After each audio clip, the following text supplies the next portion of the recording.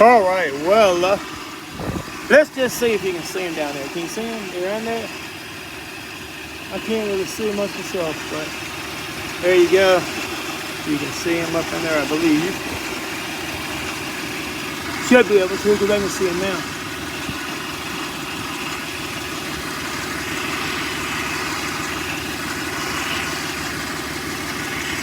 Anyway, right there is one of the downstreams, and there's the other downstream, you can see.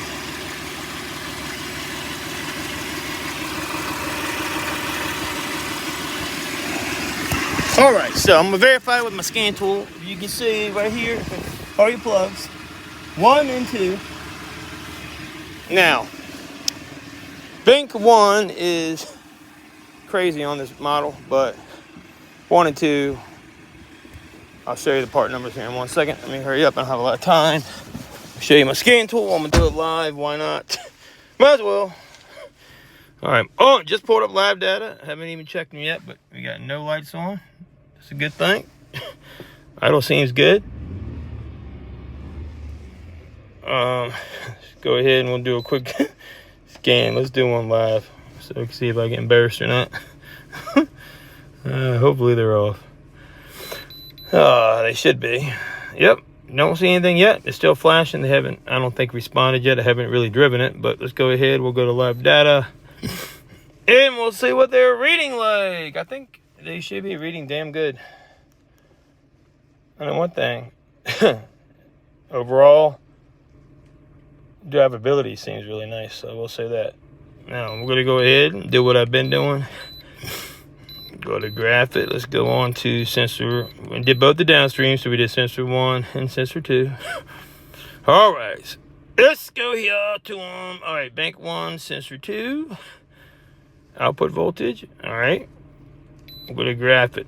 That's reading so far so good. We're going to do 2 graphs. And I just hit the 4 graphs.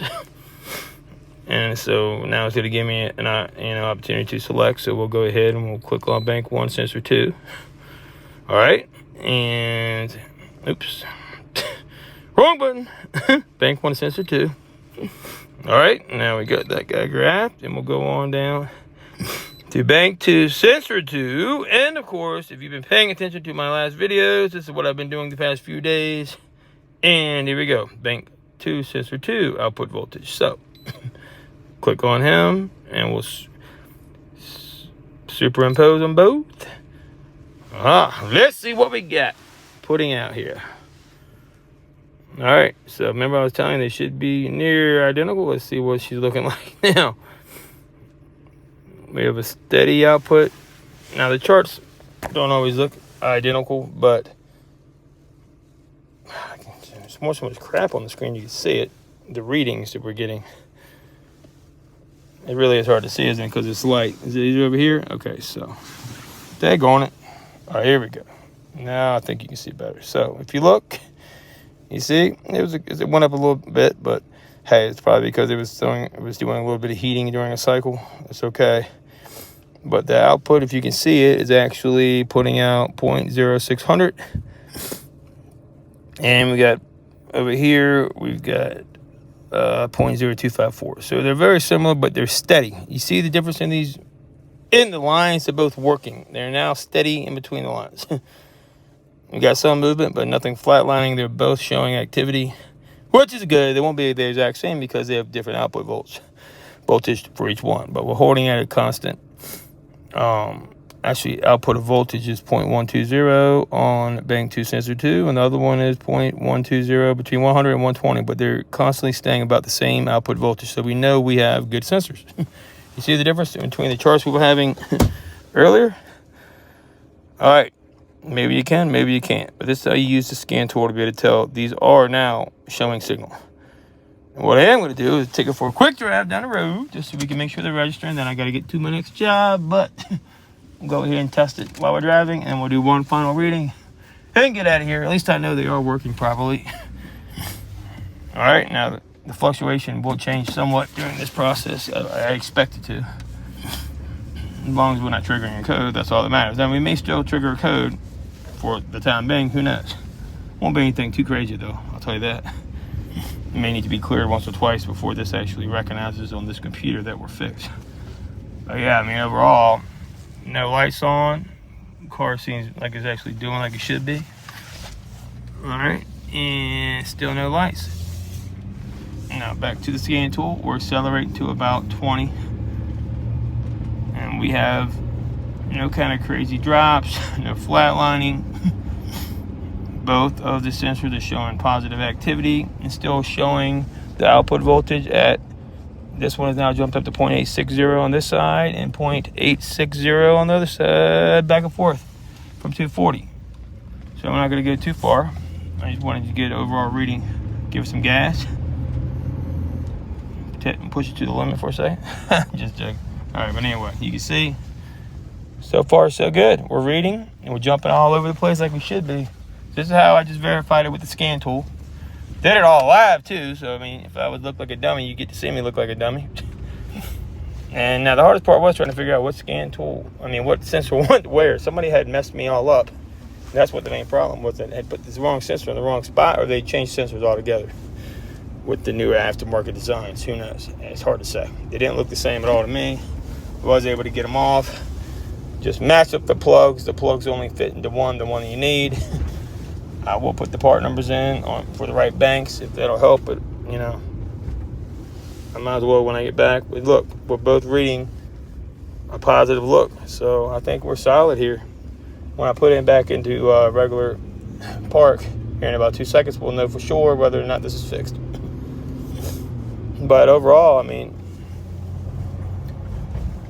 we're looking good, we're feeling good. We got no sensors, and I got my foot off the accelerator now, and it will stay off until I get back into the driveway, unless I need to hit it for a second to pull in. But I'm going uphill.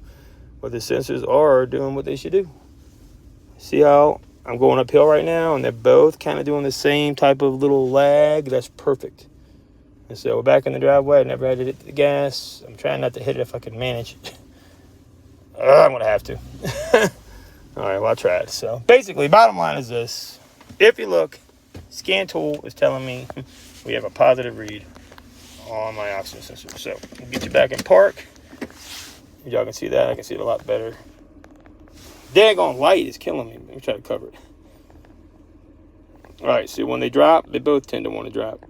Very similar range.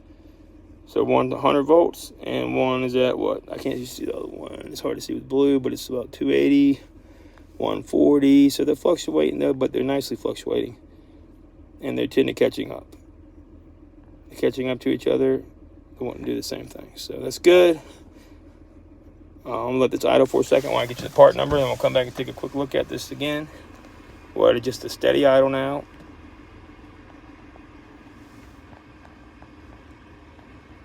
And they're both doing about what they should do. Just keeping up with each other.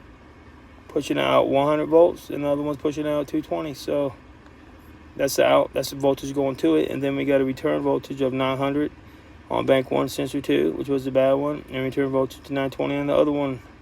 So right now they're both pushing out right at 1 or 2. Yeah, they're fluctuating a little bit, but they're perfect. This is what it should be doing. They're not going to be exact, but engine light is off. The idle is perfect. You can't ask for better. And this is near dead on. All right, so there you go. There you got it. How to properly use a scan tool to diagnose oxygen sensors and to replace them and repair them. Let me check these part numbers real quick for you guys. If I can find them still. Everything's shocking me all of a sudden. Daggone it. I'm sick of that shit. Let me just check the part numbers real quick. And we'll go from there. Stop getting shocked at this daggone thing. All right, so this is going to be... Oh, damn, did I pull the end off of it? I think I did. Either way. I was right here on the ground. I'll never find that guy. Blew away, I'm sure. Damn it, man. I apologize, but hey. Probably have it memorized. No, that's the one I don't have memorized. God darn it. That makes me so mad. I'll never find it. It blew off. So, here we go. Look at me. I'm lucky as hell. Either way, here we go. So these are your sensors that you need. All right, so I actually wrote it down so I want to get screwed up any longer, but wrote them down so I want to get screwed up. So the left one, sitting in the car, this would be left. So the pipe going down, it's actually of the 2 on the bottom. It's going to be I think it's the upper one, but anyway, the pipe going down. So the plugs match. It's 2, 3, 4, 4, 6, 5, 7 on a 3.5 liter 2002 Mitsubishi Sport. Both DINs are brand. And then 2, 3, 4, 4, 6, 3, 3 is going to be left side. So left, this one, right, that one. Right is the upper one of the 2 over here on this vehicle. So they're right up in there. You can see them. Hard to see, but right up in there by the cat. You can see one right there and the other one's above it. So the lower one is going to be, like I said, they'll fit, but I believe how this cat works, how the motor works is going to be so this side would be right, would be higher one, 2, 3, 4, 4, 5, 6, 7, 5, 6, 7, these 2 on the bottom downstream. And then the other one is the left side in the vehicle, and that would be 2, 3, 4, 4, 6, 3, 3.